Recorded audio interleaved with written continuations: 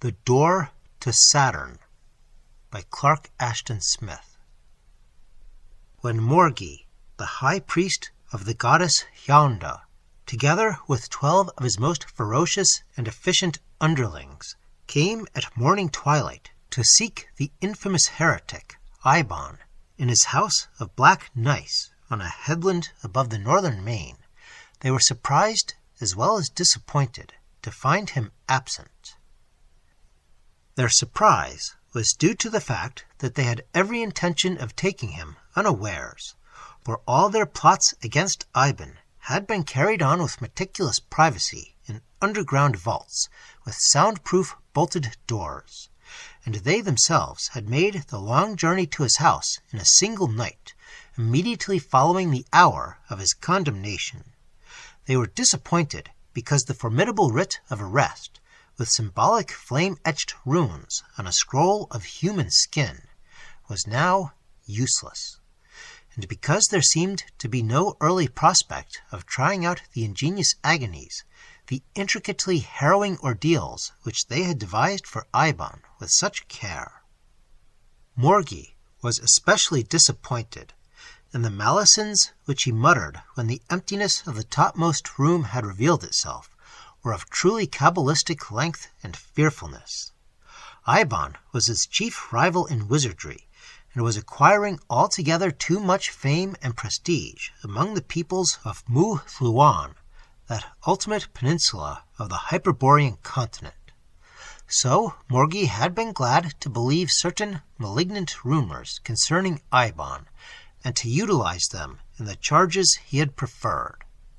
These rumors were that Eibon was a devotee of the long-discredited heathen god Hziulquoigmnzhah, whose worship was incalculably older than man, and that Eibon's magic was drawn from his unlawful affiliation with this dark deity, who had come down by way of other worlds from a foreign universe in primeval times when the earth was still no more than a steaming morass. The power of Hziulquoigmnzhah was still feared, and it was said that those who were willing to forego their humanity by serving him would become the heritors of anti-mundane secrets and the masters of a knowledge so awful that it could only have been brought from outlying planets coeval with the night and chaos. The house of Eibon was built in the form of a pentagonal tower and possessed 5 stories, including the 2 that were underground. All, of course, had been searched with painstaking thoroughness, and the 3 servants of Eibon had been tortured with a slow drip of boiling hot asphaltum to make them reveal their master's whereabouts. Their continued denial of all knowledge after a half hour of this was taken as proof that they were genuinely ignorant. No sign of a subterranean passage was unearthed by delving in the walls and floor of the lower rooms, though Morgi had even gone so far as to remove the flagstones beneath an obscene image of Hziulquoigmnzhah which occupied the nethermost. This he had done with extreme reluctance, for the squat, fur-covered god, with his bat-like features and sloth-like body, was fearsomely abhorrent to the high priest of the elk goddess Hziulquoigmnzhah. Returning in renewed search to the highest room of Eibon's tower, the inquisitors were compelled to own themselves baffled. There was nothing to be found but a few articles of furniture, some antique volumes on conjuration, such as might be owned by any sorcerer, some disagreeable and gruesome paintings on rolls of pterodactyl parchment, and certain primitive urns and sculptures and totem poles of that sort that Eibon had been so fond of collecting. Hziulquoigmnzhah, in one form or another, was represented in most of these. His face even leered with a bestial somnolence from the urn handles, and he was to be found in half the totems, which were those of subhuman tribes, along with the seal, the mammoth, the giant tiger, and the aurochs. Morgi felt that the charges against Eibon were now substantiated beyond all remaining doubt, for surely no one who was not a worshipper of Hziulquoigmnzhah would care to own even a single representation of this loathsome entity. However, such additional evidence of guilt, no matter how significant or damnatory, was of small help in finding Eibon. Staring from the windows of the topmost chamber, where the walls fell sheer to the cliff, and the cliff dropped clear on two sides to a raging sea 400 feet below, Morgi was driven to credit his rival with superior resources of magic. Otherwise, the man's disappearance was altogether too much of a mystery, and Morgi had no love for mysteries, unless they were part of his own stock in trade. He turned from the window and re-examined the room with minutely careful attention. Eibon had manifestly used it as a sort of study. There was a writing table of ivory with reed pens and various colored inks in little earthen pots, and there were sheets of paper made from a kind of calamite, all scribbled over with odd astronomical and astrological calculations that caused Morgi to frown because he could not understand them. On each of the 5 walls there hung one of the parchment paintings, all of which seemed to be the work of some aboriginal race.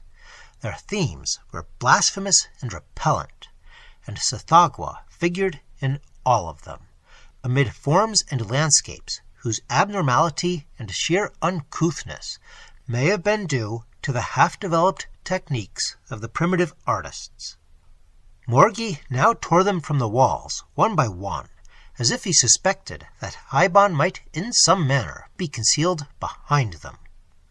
The walls were now entirely bare, and Morgi considered them for a long time, amid the respectful silence of his underlings. A queer panel high up in the southeastern side above the writing table had been revealed by the removal of one of the paintings. Morgi's heavy brows met in a long black bar as he eyed this panel. It was conspicuously different from the rest of the wall, being an oval-shaped inlay of some reddish metal that was neither gold nor copper, a metal that displayed an obscure and fleeting fluorescence of rare colors when one peered at it through half-shut eyelids. But somehow it was impossible, with open eyes, even to remember the colors of this fluorescence. Morgi, who, perhaps, was cleverer and more perspicacious than Eibon had given him credit for being, conceived a suspicion that was apparently baseless and absurd, since the wall containing the panel was the outer wall of the building and could give only on the sky and sea. He climbed upon the writing table and struck the panel with his fist. The sensation which he felt and the result of the blow were alike astounding. A sense of icy cold, so extreme that it was hardly distinguishable from extreme heat, ran along his hand and arm through his whole body as he smote the unknown reddish metal, and the panel itself swung easily outward, as if on unseen hinges, with a high, sonorous clang that seemed to fall from an incomputable distance. Beyond it, Morgi saw that there was neither sky nor sea, nor, in fact, anything he had ever seen or heard of, or even dreamed of in his most outrageous nightmares. He turned to his companions. The look on his face was half amazement, half triumph. "Wait here till I return," he commanded, and leaped headlong through the open panel. The charges that had been brought against Eibon were indeed true. The sagacious wizard, in his lifelong study of laws and agencies, both natural and supernatural, had taken account of the myths that were prevalent in Hziulquoigmnzhah regarding Hziulquoigmnzhah, and had thought it conceivably worthwhile to make a personal investigation of this obscure pre-human entity. He had cultivated the acquaintance of Hziulquoigmnzhah, who, in the desuetude of his worship, was now driven to lead an existence wholly subterranean. He had offered the prescribed prayers, had made the sacrifices that were most acceptable, and the strange, sleepy little god in return for Eibon's interest and his devotion, had confided to him certain information that was more than useful in the practice of the black arts. Also, he had presented Eibon with some autobiographical data that confirmed the popular legends in more explicit detail. For reasons which he did not specify, he had come to Earth in former eons from a planet called Hziulquoigmnzhah, the name by which Saturn was called in Hziulquoigmnzhah, and Hziulquoigmnzhah itself had been merely a way station in his travels from remoter worlds and systems. As a special reward for years of service and burnt offerings, he presented to Eibon a large, thin oval plate of some ultra-telluric metal, instructing him to have it fitted as a hinged panel in an upper room of his house. The panel, if swung outward from the wall on open air, would have the peculiar property of giving admittance to the world Hziulquoigmnzhah, many million miles away in space. According to the vague and somewhat unsatisfactory explanation vouchsafed by the god, this panel, being partly wrought from a kind of matter which belonged to another universe than man's, possessed uncommon radiative properties that served to ally it with some higher dimension of space, through which the distance to astronomically remote spheres was a mere step. Hziulquoigmnzhah, however, warned Eibon not to make use of the panel unless in time of extreme need, as a means of escape from otherwise inevitable danger, for it would be difficult, if not impossible, to return to Earth from Hziulquoigmnzhah, a world where Eibon might find it anything but easy to acclimate himself, since the conditions of life were very different from those in Hziulquoigmnzhah, even though they did not involve so total an inversion of all Terran standards and norms as that which prevailed in the more outlying planets. Some of Hziulquoigmnzhah's relatives were still resident in Hziulquoigmnzhah and were worshipped by its peoples, and Hziulquoigmnzhah told Eibon the almost unpronounceable name of the most powerful of these deities, saying that it would be useful to him as a sort of password if he should ever need to visit Hziulquoigmnzhah. The idea of a panel that would open on some remote world impressed Eibon as being rather fantastic, not to say far-fetched. But he had found Hziulquoigmnzhah to be in all ways and at all times the most veracious deity. However, he made no trial of the panel's unique virtues, till Hziulquoigmnzhah, who maintained a close surveillance of all underground doings, had warned him of the machinations of Morgi and the processes of ecclesiastic law that were being instituted in the vaults below the temple of Hziulquoigmnzhah.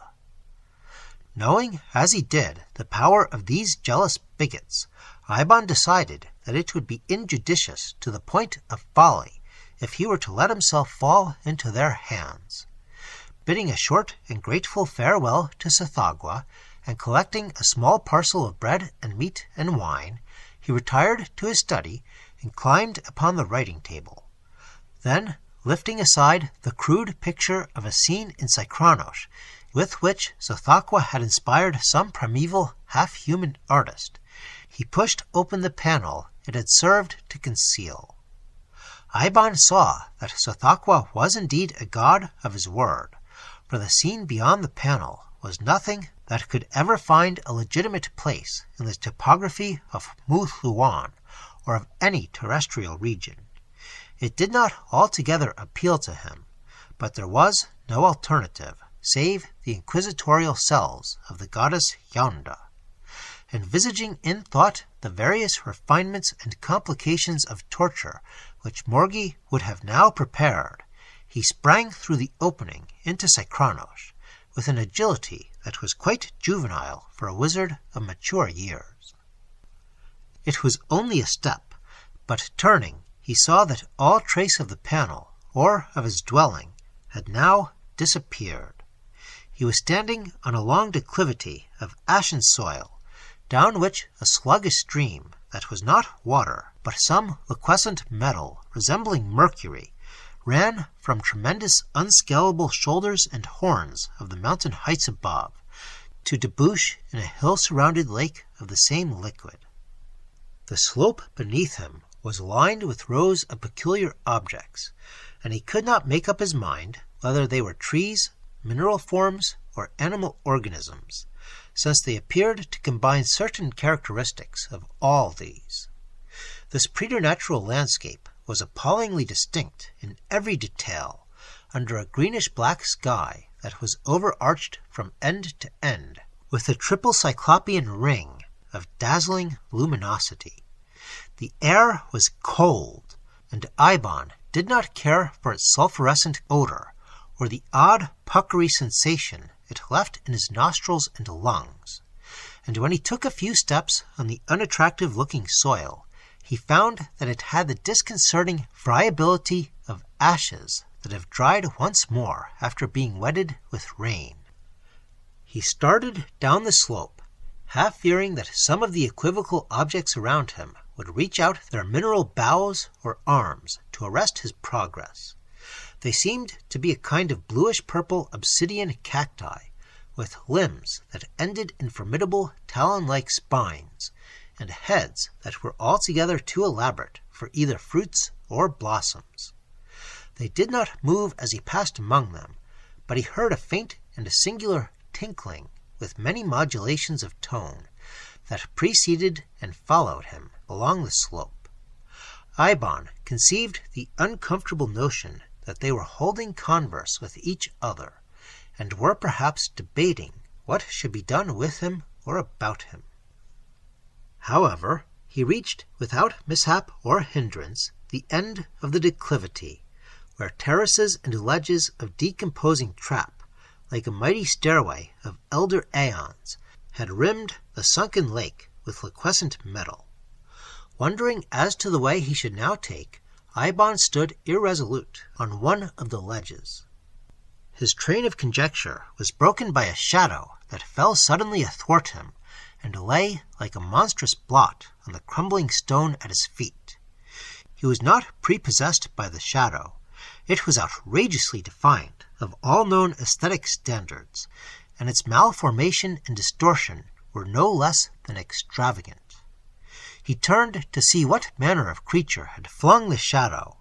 This being, he perceived, was not easy to classify, with its ludicrously short legs, its exceedingly elongated arms, and its round, sleepy-looking head that was pendulous from a spherical body, as if it were turning a somnambulistic somersault.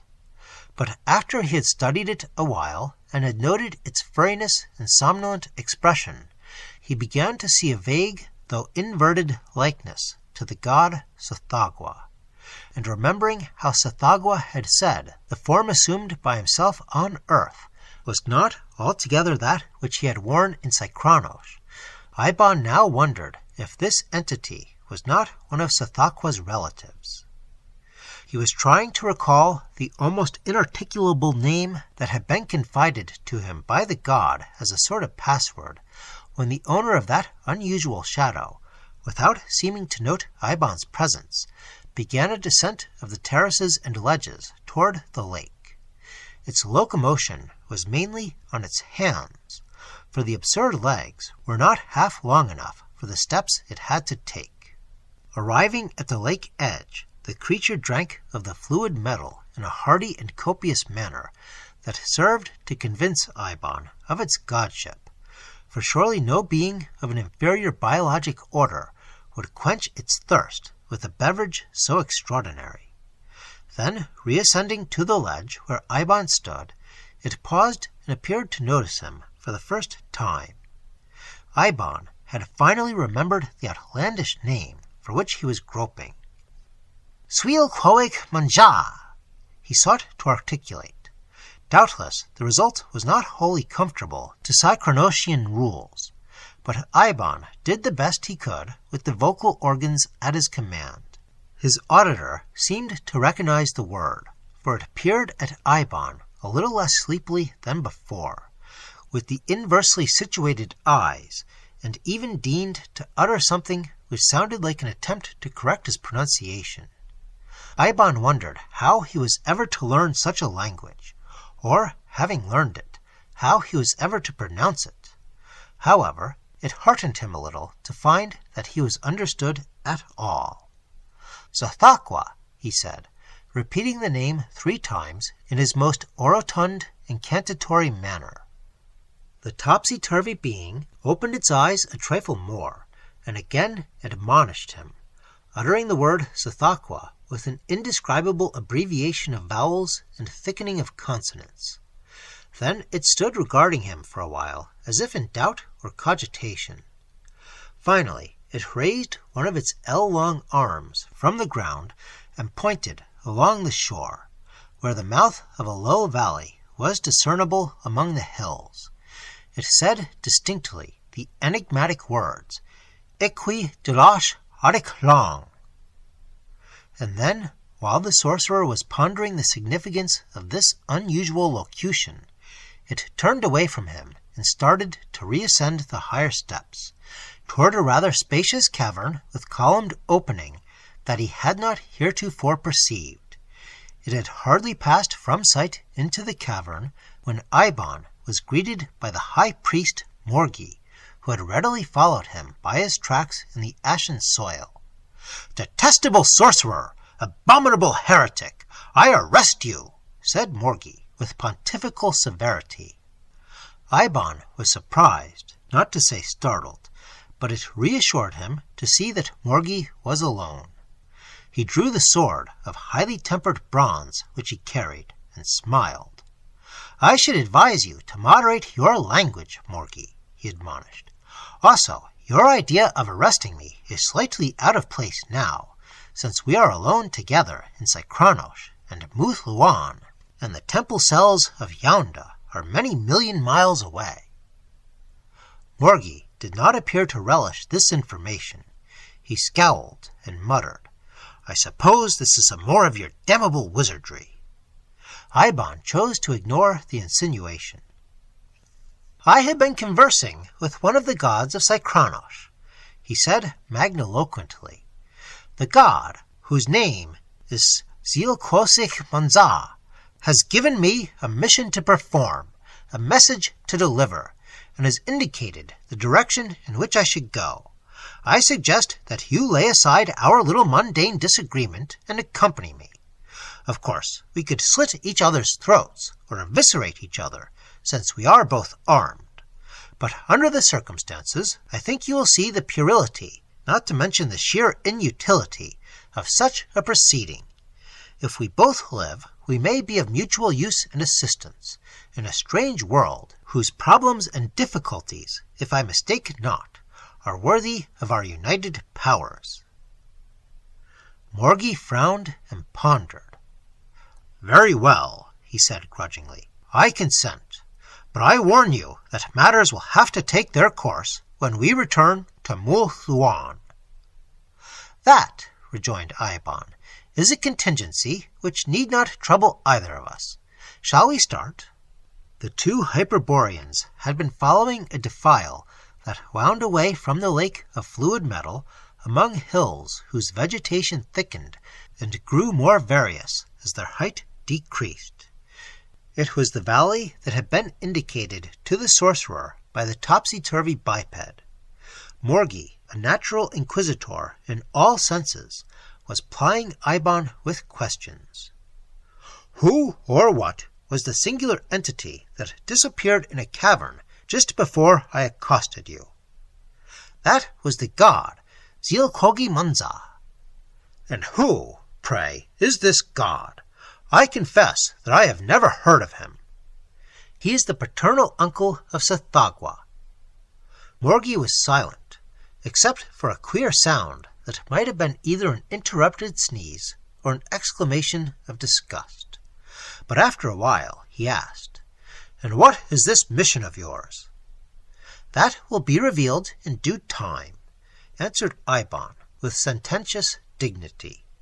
"I am not allowed to discuss it at present. I have a message from the god which I must deliver only to the proper persons." Morgi was unwillingly impressed. "Well, I suppose you know what you are doing and where you are going. Can you give me any hint as to our destination?" That, too, will be revealed in due time. The hills were lapsing gently to a well-wooded plain, whose flora would have been the despair of earthly botanists.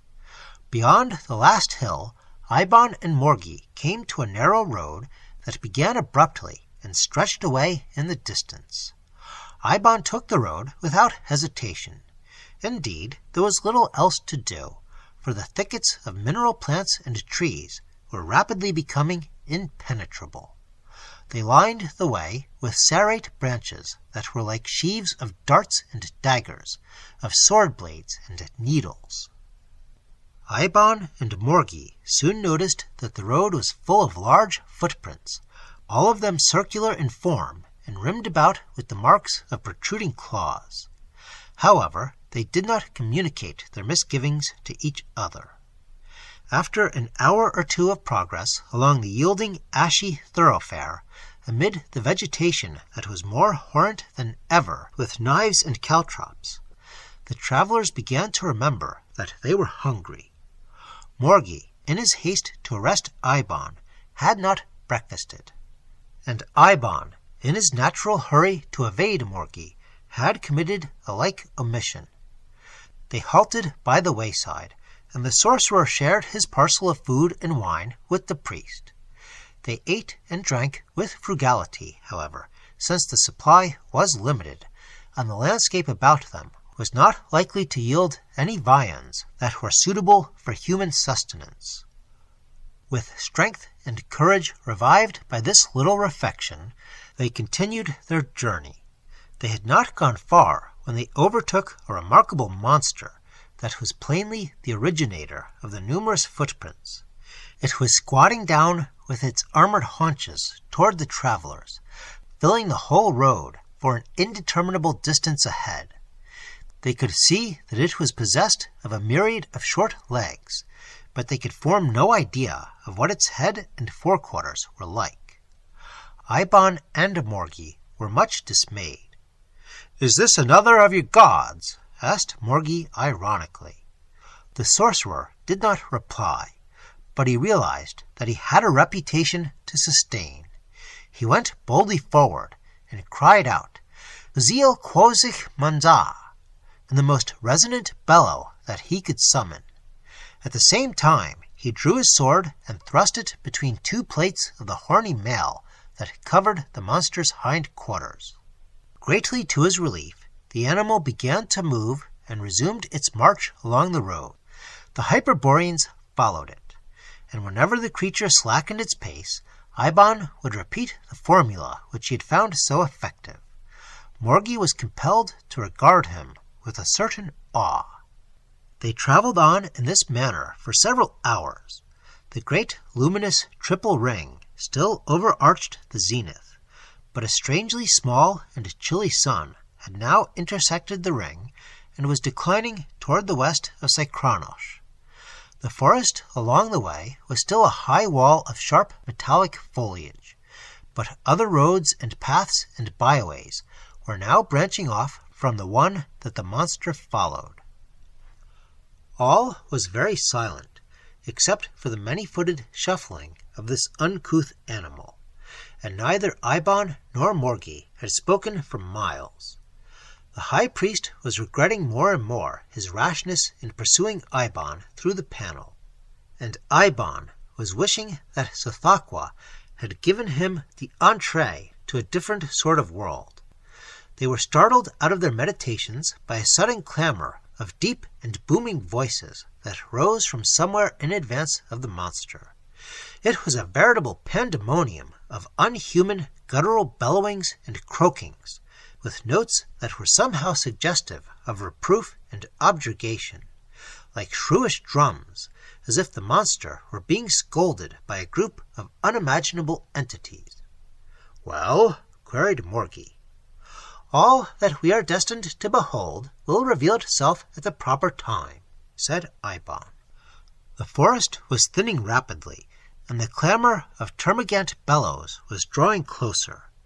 Still following the hind quarters of their multipedal guide, which was crawling on with reluctant slowness, the travelers emerged in an open space, and beheld a most singular tableau. The monster, which was plainly of a tame and harmless and stupid sort, was cowering before a knot of beings no larger than men, who were armed only with long-handled goads. These beings, though they were bipeds, and were not quite so unheard of in their anatomic structure as the entity which Eibon had met by the lake, were nevertheless sufficiently unusual, for their head and bodies were apparently combined in one, and their ears, eyes, nostrils, mouths, and certain other organs of doubtful use were all arranged in a somewhat unconventional grouping on their chest and abdomens. They were wholly naked, and were rather dark in color, with no trace of hair on any part of their bodies. Behind them, at a little distance, were many edifices, of a kind which hardly conformed to human ideas of architectural symmetry. Eibon strode valorously forward, with Morgi following discreetly. The torso-headed beings ceased their scolding of the fawning monster, and peered at the earthmen with expressions that were difficult to read on account of the odd and baffling relationship of their features. "Hziulquoigmnzhah, sothaqua," said Eibon, with oracular solemnity and sonority. Then, after a pause of hieratic length, "Iqui debauch arichlong." The result was indeed gratifying, and was all that could be expected even from a formula so remarkable, for the Saturnacean beings dropped their goads and bowed before the sorcerer till their featured bosoms almost touched the ground. "I have performed the mission.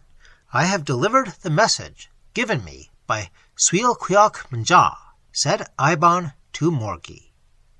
For several Saturnacean months, the two Hyperboreans were the honored guests of this quaint and worthy and virtuous people, who called themselves Blemfroims. Eibon had a real gift for languages, and made progress in the local tongue far more readily than Morgi.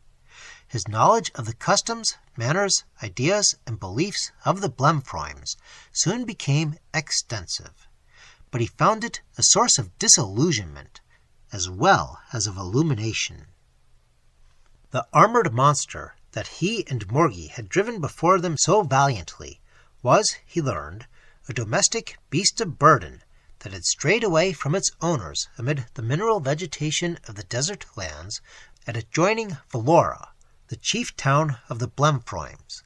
The genuflections with which Eibon and Morgi had been greeted were only an expression of gratitude for the safe return of this beast, and were not, as Eibon had thought, an acknowledgment of the divine names he had quoted and the fearsome phrase "Iqui debauch arichlong." The being that Eibon had met at the lake was indeed the god Hziulquoigmnzhah, and there were dim traditions of Sothaqua and certain myths of the Blemfroims. But this people, it seemed, were most regrettably materialistic, and had long ceased to offer sacrifice and prayer to the gods, though they spoke of them with a sort of distant respect and with no actual blasphemy. Eibon learned that the words "Iqui debauch arichlong" doubtless belonged to a private language of the gods, which the Blemfroims no longer understood, but which, however, was still studied by a neighboring people, the Eibons, who maintained the ancient formal worship of Hziulquoigmnzhah and various related deities. The Blemfroims were indeed a practical race, and had few, if any, interests beyond the cultivation of a great variety of edible fungi, the breeding of large centipedal animals, and the propagation of their own species. The latter process, as revealed to Eibon and Morgi, was somewhat unusual. Though the Blemfroims were bisexual, only one female in a generation was chosen for reproductive duties, and this female, after growing to mammoth size on food prepared from a special fungus, became the mother of an entire new generation. When they had been well initiated into the life and customs of Vellora, the Hyperboreans were privileged to see the future national mother, called the Hziulquoigmnzhah, who had now attained the requisite proportions after years of scientific nourishment. She lived in an edifice that was necessarily larger than any of the other buildings in Flora, and her sole activity was the consumption of immense quantities of food. The sorcerer and the inquisitor were impressed, even if not captivated, by the mountainous amplitude of her charms, and by the highly novel arrangement. They were told that the male parent, or parents, of the forthcoming generation had not yet been selected. The possession of separate heads by the Hyperboreans seemed to lend them a remarkable biologic interest in the eyes of their hosts. The Blemfroims, it was learned, had not always been headless, but had reached their present physical conformation through a slow process of evolution, in which the head of the archetypal Blemfroim had been merged by imperceptible degrees with the torso. But, unlike most people, they did not regard their current stage of development with unqualified complacency. Indeed, their headlessness was a source of national regret. They deplored the retrenchment of nature in this regard, and the arrival of Eibon and Morgi, who were looked upon as ideal exemplars of cephalic evolution, had served to quicken their eugenic sorrow. The sorcerer and the inquisitor, on their part, found life rather dull among the Blemfroims, after the first feeling of exoticism had worn off. The diet was tiresome for one thing, an endless succession of raw and boiled and roasted mushrooms, varied at rare intervals by the coarse and flabby meat of tame monsters. And this people, though they were always polite and respectful, did not seem to be greatly awed by the exhibitions of Hyperborean magic with which Eibon and Morgi favored them, and their lamentable want of religious ardor made all evangelistic endeavor a thankless task. And, being fundamentally unimaginative, they were not even duly impressed by the fact that their visitors had come from a remote ultra-Cycronosian world. "I feel," said Eibon to Morgi one day, "that the god was sadly mistaken in deigning to send this people a message of any sort." It was very soon after this that a large committee of the Blemfroims waited upon Eibon and Morgi and informed them that after long consideration they had been selected as the fathers of the next generation, and were to be married forthwith to the tribal mother, in the hope that a well-headed race of Blemfroims would result from the union. Eibon and Morgi were quite overcome by the proposed eugenic honor. Thinking of the mountainous female they had seen, Morgi was prone to remember his sacerdotal vows of celibacy, and Eibon was eager to take similar vows upon himself without delay. The inquisitor, indeed, was so overwhelmed as to be rendered almost speechless, but with rare presence of mind, the sorcerer temporized by making a few queries anent the legal and social status which would be enjoyed by Morgi and himself as the husbands of the Hziulquoigmnzhah, and the native Blemfroims told them that this would be a matter of brief concern, that after completing their marital duties, the husband were always served to the national mother in the form of ragouts and other culinary preparations. The Hyperboreans tried to conceal from their hosts the reluctance which they both regarded the coming honor in all its stages. Being, as usual, a master of diplomatics, Eibon went so far as to make a formal acceptance on behalf of himself and his companion. But when the delegation of Blemfroims had departed, he said to Morgi, "I am more than ever convinced that the god was mistaken. We must leave the city of Flor with all feasible despatch, and continue our journey till we find a people who are worthier to receive his communication." Apparently, it had never occurred to the simple and patriotic Blemfroims that the fathering of the next national litter was a privilege that anyone would dream of rejecting. Eibon and Morgi were subjected to no manner of duress or constraint, and their movements were not even watched. It was an easy matter to leave the house in which they had been domiciled, when the rumbling snores of their hosts were ascending to the great ring of Synchronosian moons, and to follow the highway that led from Vlor toward the country of the Edemes. The road before them was well marked, and the ring light was almost as clear and brilliant as full day. They traveled a long distance through the diversified and always unique scenery which it served to illumine before the rising of the sun and the consequent discovery of their departure by the Blemfroims. These single-minded bipeds, it is likely, were too sorely perplexed and dumbfounded by the loss of the guests whom they had chosen as future progenitors to even think of following them. The land of the Edemes, as indicated on an earlier occasion by the Blemfroims, was many leagues away, and tracts of ashen desert, of mineral cacti, of fungoid forests, and high mountains intervened. The boundary of the Blemfroims, marked by a crude sculpturesque representation of the tribal mother beside the way, was passed by the travelers before dawn, and during the following day they journeyed among more than one of those unusual races who diversify so widely the population of Saturn.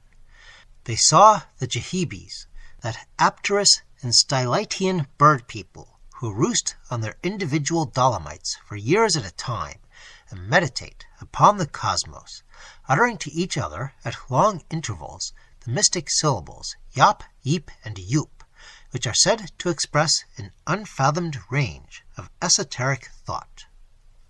And they met those fibber-to-gibbet pygmies, the Ephiques, who hollow out their homes in the trunks of certain large fungi, and are always having to hunt new habitations because the old ones crumble into powder in a few days. And they heard the underground croaking of the mysterious people, the Glongs, who dread not only the sunlight, but also the ring light, and who have never yet been seen by any of the surface dwellers. By sunset, however, Eibon and Morgi had crossed the domains of all the aforementioned races, and had even climbed to the lower scarps of the mountains which still divided them from the land of the Edemes.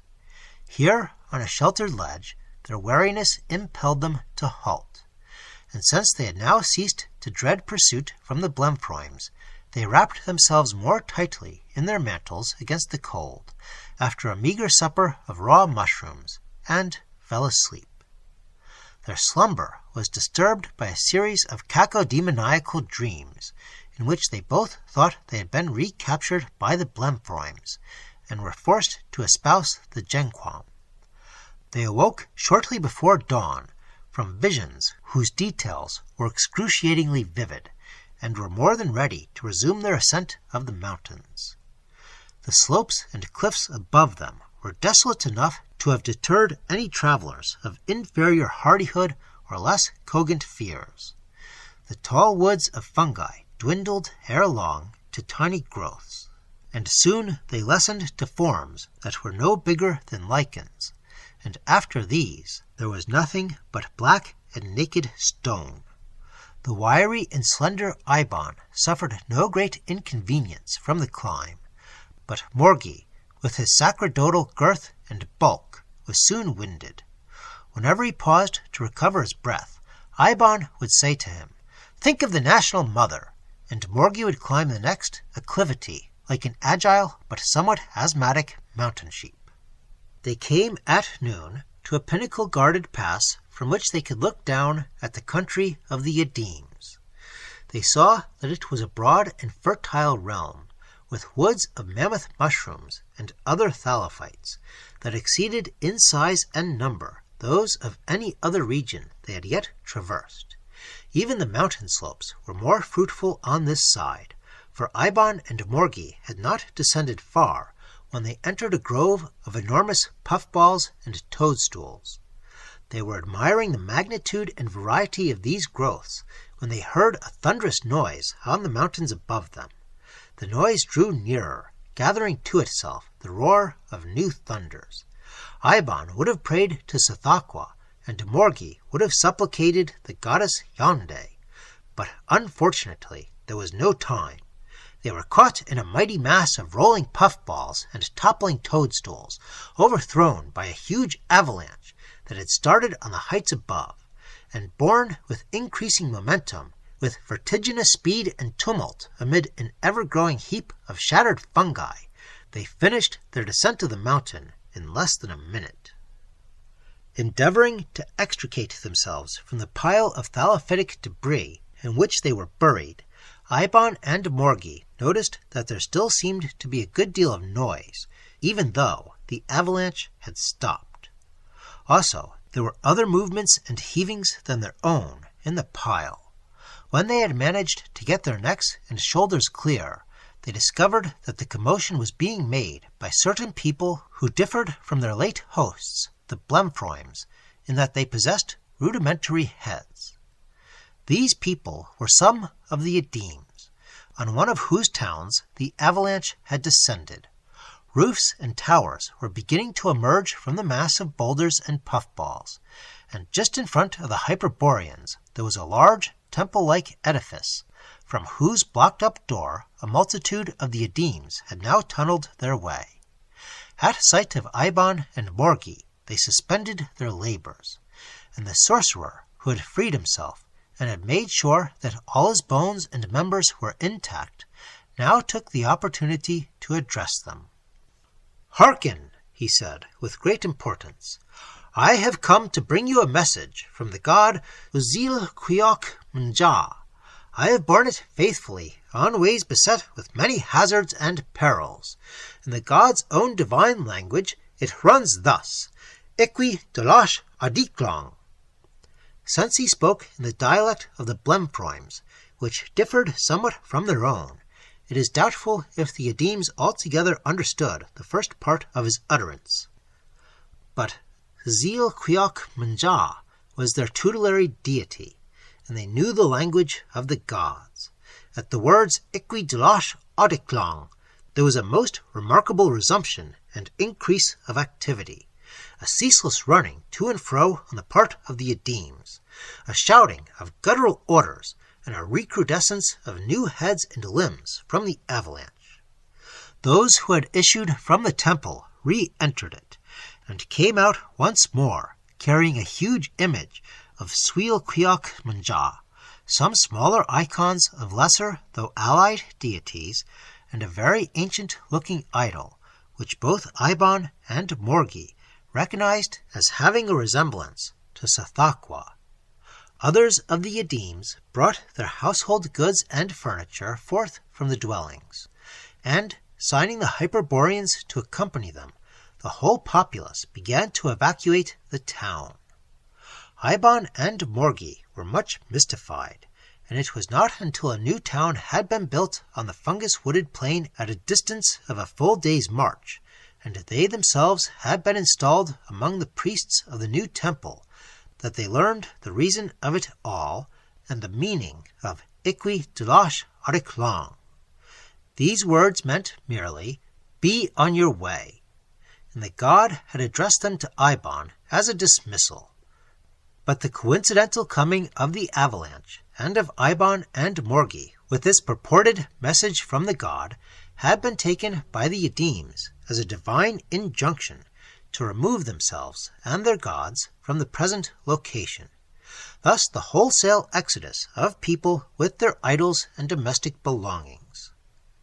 The new town was called Glumf, after the one that the avalanche had buried. Here, for the remainder of their days, Eibon and Morgi were held in much honor, and their coming with the message, Iqui debauch adiklong, was deemed a fortunate thing, since there were no more avalanches to threaten the security of Glumf in its new situation remote from the mountains. The Hyperboreans shared the increment of civic affluence and well-being resultant from this security. There was no national mother among the Edemes, who propagated themselves in a far more general manner than the Blemfroims, so existence was quite safe and tranquil. Eibon, at least, was really in his element, for the news which he brought of Hziulquoigmnzhah, who was still worshipped in this region of Sychranosh, had enabled him to set up as a sort of minor prophet, even apart from the renown which he enjoyed as the bearer of the divine message and the founder of the new town of Glomf. Morgi, however, was not entirely happy. Though the Edemes were religious, they did not carry their devotional fervor to the point of bigotry or intolerance, so it was quite impossible to start an inquisition among them. But still, there were compensations. The fungus wine of the Edemes was potent, though evil-tasting, and there were females of a sort, if one were not too squeamish. Consequently, Morgi and Eibon both settled down to an ecclesiastic regimen which, after all, was not so radically different from that of Hziulquoigmnzhah, or any other place on the planet of their birth. Such were the various adventures, and such was the final lot of this redoubtable pair in Sychranosh. But in Eibon's tower of black gneiss on the headland of the northern sea in Hziulquoigmnzhah, the underlings of Morgi waited for days, neither wishing to follow the high priest through the magic panel, nor daring to leave in disobedience of his orders. At length they were recalled by a special dispensation from the Hierophant, who had been chosen as Morgi's temporary successor.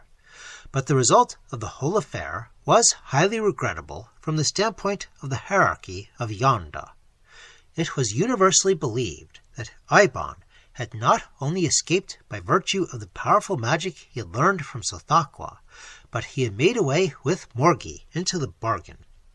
As a consequence of this belief, the faith of Yonda declined, and there was a widespread revival of the dark worship of Hziulquoigmnzhah throughout Hziulquoigmnzhah in the last century before the onset of the Great Ice Age.